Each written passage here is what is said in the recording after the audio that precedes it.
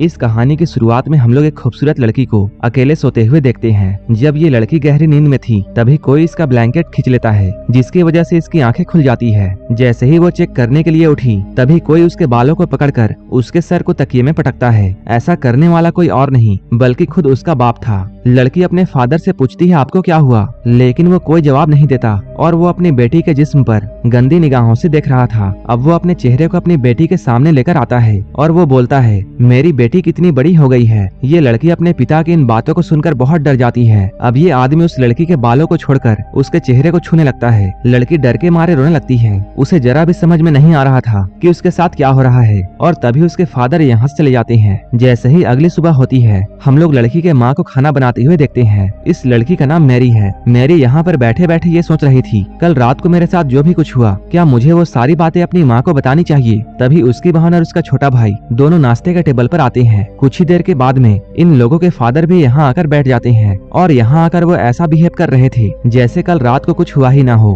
Mary मन ही मन में ये सोचती है कल रात को तो ये मुझे बहुत बुरी निगाहों से देख रहे थे, लेकिन अभी ये इतने नॉर्मल कैसे हैं। इसके बाद मैरी टेबल से उठती है और यहाँ से चली जाती है। तभी उसकी मदर यहाँ आकर खाने को जोर से टेबल पर पटकती है। यहाँ पर मॉम बहुत ही अजीब तरीके से खाने को खाती है, जैसे कि उन्होंने महीनों से खाना नहीं खाया हो। मॉम को ऐसी अजीब हरकतें करते हुए देखकर उसके बच्चे डरते हैं। तभी उसका बेटा भी खाने को उगल देता है और कहता है खाने में बहुत नमक है। तभी मॉम उसी खाने को उठाकर पागलों की तरह खाने लगती है। आखिर इस फैमिली के साथ में इतनी अजीब घटनाएं क्यों हो रही है। असल में इस फैमिली ने जब से एक नए कॉटेज में शिफ्ट किया है तभी से इनके साथ में अजीब सी घटनाएं हो रही है। इनके पड़ोसी कभी इनके आंगन में कोई अजीब सी स्टैचू लगा देते हैं तो कभी कोई उनके घर के सामने मरा हुआ जानवर लटका देता है। वहीं फादर हर रात को अपनी बेटी के साथ में अजीब सी हरकतें करते हैं। इसके अलावा मॉम भूखे भेड़िया की तरह खाने को खाती है और अपना खाया हुआ खाना अपने बेटे को भी खाने के लिए देती है, लेकिन बेटा इस खाने को खाना नहीं चाहता और वो अपने पिता की तरफ देखता है। वो कहते हैं अगर तुम इस खाने को खाना नहीं चाहते तो मत खाओ।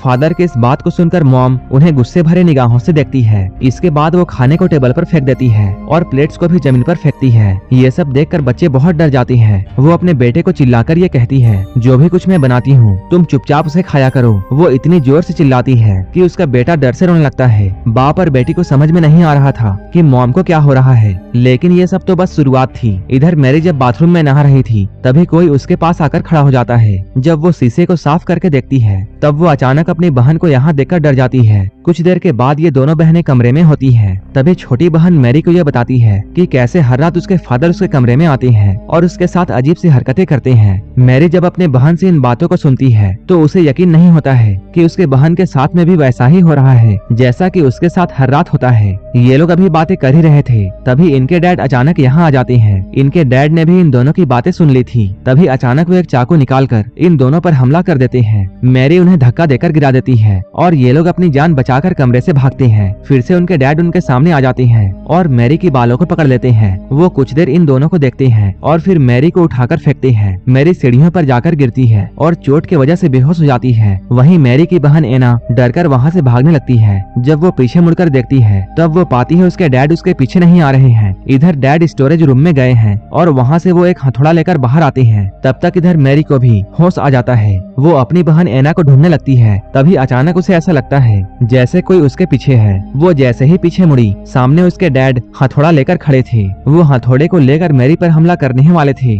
तभी एना जोर से चिल्लाती है जिससे डैड रुक जाते हैं। एना एक बैट उठाकर अपने डैड के मुंह पर जोर से मारती है, लेकिन उसके डैड को कुछ नहीं होता। इसके बाद उन्होंने एना पर भी हथौड़े से हमला किया। एना जैसे ही नीचे झुकी हथौड़ा जाकर दरवाजे पर लगता है। तभी नीचे से किसी की आने की आवाज सुनाई देती है। ये आवाज किसी और की नहीं बल्कि इनके डैड की थी जो कि सीढ़ियों से ऊपर आ रहे थे। डैड की आवाज को सुनकर ये आदमी हथौड़े को फेंकता है और दूसरे कमरे में चला जाता है। डैड जैसे ही ऊपर आते हैं यहाँ का नजारा देखकर वो डर जाते हैं। इसके बाद वो अपनी बेटियों को देखते हैं जो कि उनसे डरकर पीछे हट रही थी। तभी डैड के पैरों के नीचे वही हथौड़ा आता है और वो दीवार में बने हुए छेद को देखते हैं। डैड इन दोनों से डांट कर ये पूछते हैं क्या तुम दोनों यहाँ पर लड़ाई कर रही थी? लेकिन वो दोनों कोई जवाब नहीं देती।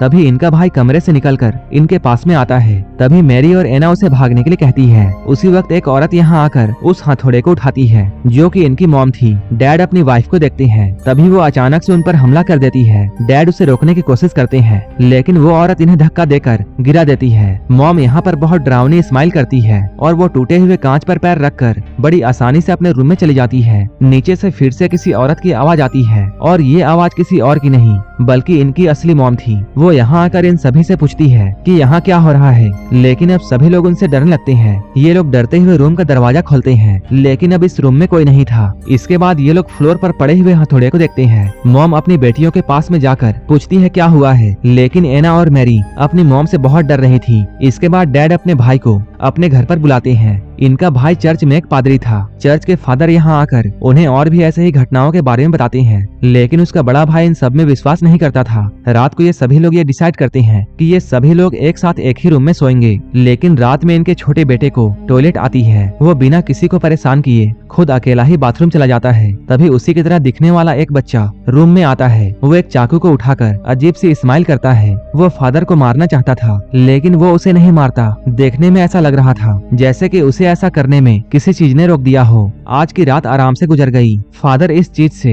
अकेले नहीं लड़ सकते थे, इसलिए उन्होंने अपने सीनियर्स से मदद मांगी। सीनियर्स आपस में बैठकर बातें करते हैं कि आखिर उस घर में क्या चल रहा है। अब ये सभी लोग वहां जाकर प्रार्थना करने का प्लान बनाते हैं। ये सीनियर फादर इस काम में बहुत माहिर थे। फादर अपनी टीम के साथ में शाम में वहां जाने का प्लान करते हैं। अब ये लोग उनके घर जाने के लिए निकलते हैं, लेकिन रास्ते में एक कौवे ने उनके गाड़ी पर अटैक कर दिया, जिसके वजह से उनके गाड़ी का आगे का शीशा डैमेज हो जाता है, जिससे गाड़ी का बैलेंस बिगड़ा और गाड़ी एक गड्ढे में जाकर गिर गई। वहीं दूसरी तरफ हम लोग डैड को देखते हैं, जो कि अपनी बेटी मैरी को बेड से बांध देते हैं। वो उसे समझाने की कोशिश करती है, लेकिन डैड कहते हैं इन सबको ठीक करने का बस यही तरीका है। आधी रात में फादर खून से लथपथ होकर इनके घर में आते हैं। वो इन लोगों को ये बताते हैं सभी फादर्स मारे जा चुके हैं, इसलिए अब जो भी कुछ करना है हमें ही करना होगा। यहाँ पर मैरी को बेड से बंधा हुआ देखकर फादर अपने काम को करना चाहते थे, लेकिन उन्हें अकेले डर लग रहा था, क्योंकि लास्ट टाइम जब उन्होंने ऐसा करने की कोशिश की थी तब उस शैतान ने फादर के सारे फैमिली मेंबर्स को मार दिया था। इसलिए उन्हें यह डर था कि कहीं फिर से ऐसा ना हो जाए, और अगर ऐसा हुआ तब वो अपने भाई के फैमिली को भी खो देंगे। लेकिन उसका बड़ा भाई रोते हुए उससे कहता है तुम अपना काम करो, हम लोगों को मिलकर लड़ना होगा, नहीं तो वो हम सभी को मार देगा। ये बात सुनकर फादर कैंडल्स को जलाते हैं और मैरी के ऊपर होली वाटर छिड़कते हैं। मैरी होली वाटर की वजह से चिल्लाने लगती है। इसके बाद फादर मैरी के सीने पर एक क्रॉस रखते हैं और इसके बाद वो उसे एक छड़ी से मारने लगते हैं। मैरी दर्द से चिल्लाने लगती है। वो पूछती है वो लोग उसके साथ ऐसा क्यों कर रहे हैं। फादर मैरी के डैड से ये पूछता है क्या तुम अब भी इस इलाज को कंटिन्यू करना चाहते हो। ये सब देखकर मैरी के डैड रोने लगते हैं। जब एक छड़ी टूट जाती है तब पादरी दूसरी छड़ी निकालता है। मैरी दर्द के मारे बेहोश हो जाती है। वहीं दूसरी तरफ हम लोग उस जगह को देखते हैं जहां यहाँ पर आने वाले फादर का एक्सीडेंट हुआ था। यहाँ पुलिस की टीम पहुंच चुकी है। जैसे ही वो लोग गाड़ी से फादर को निकालते हैं, गाड़ी में जोरों से धमाका होता है। इन सभी लोगों के बीच में मैरी के डैड का भाई भी मौजूद होता है। इसका मतलब ये था कि वो आदमी जो कि अभी मैरी के घर पर है वो कोई पादरी नहीं बल्कि खुद वही शैतान है। इसलिए वो मैरी को बेवजह दर्द दे रहा था। लेकिन अब मैरी की मॉम से ये सब बर्दाश्त नहीं होता। वो कहती है ये कोई इलाज नहीं है, ऐसा करते रहने से मेरी बेटी तो मर जाएगी। इसके बाद वो फादर को पकड़ लेती है ताकि वो मैरी को ना मार सके, लेकिन डैड उसकी बातों को नहीं सुनते और वो अपनी बीवी को जोर से धक्का देते हैं और पादरी से कहते हैं तुम इस रिचुअल को करते रहो। इसके बाद अचानक डैड अपनी वाइफ के पास में जाकर उसका गला दबाने लगते हैं। तभी अचानक वो अपने भाई की तरफ देखता है जिसके चेहरे पर एक डरावनी हंसी थी। डैड को समझ में आ जाता है। इसके बाद वो शैतान पर हमला करते हैं, लेकिन वो शैतान डैड को मारकर नीचे गिरा देता है। जैसे ही वो शैतान डैड को मारने वाला था तभी असली फादर यहाँ पहुँच जाते हैं। वो यहाँ पर कुछ मंत्र पढ़ते हैं जिससे वो बुरी आत्मा यहाँ से चली जाती है। मैरी बहुत बुरे तरीके से जख्मी हो गई थी। इसके बाद वो स्टोरेज रूम की तरफ जाने लगती है। तभी फादर मैरी के सामने एक मिरर रखते हैं जिससे मैरी के बॉडी से शैतान निकलकर भागने लगता है। फादर उस शैतान को अपने शरीर के अंदर ले लेता है और अपने भाई से उसे मारने के लिए कहता है, जिस पर उसका भाई टूटे हुए क्रॉस को उसके सीने पर घुसा देता है। ऐसा करने से शैतान और फादर दोनों एक साथ मर जाते हैं। अंत में ये फैमिली सही सलामत बच जाती है और इसके साथ ये मूवी भी यहीं पर खत्म हो जाती है। ऐसे ही वीडियोस के लिए आप हमें टेलीग्राम और इंस्टाग्राम पर फॉलो कर सकते हैं। मूवी अच्छी लगी हो तो एक लाइक जरूर कर देना और ऐसे ही वीडियोस के लिए आप हमारे चैनल को सब्सक्राइब जरूर कर लेना। तो मिलते हैं हमारे नेक्स्ट वीडियो में।